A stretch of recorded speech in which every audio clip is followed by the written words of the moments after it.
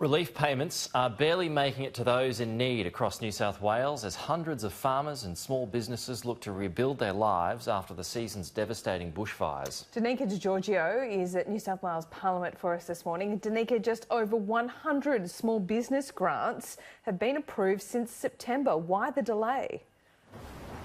Well, that's a good question, and certainly the state and federal governments are blaming one another, but so far only 650 grants have actually been approved so far. According to figures from the National Bushfire Recovery Agency published in the Sydney Morning Herald, in terms of farmers' grants, around 1,100 applications have been made, but just under half have been approved. Now, as you can imagine, it's left hundreds of people in limbo following the devastating bushfire crisis over the summer.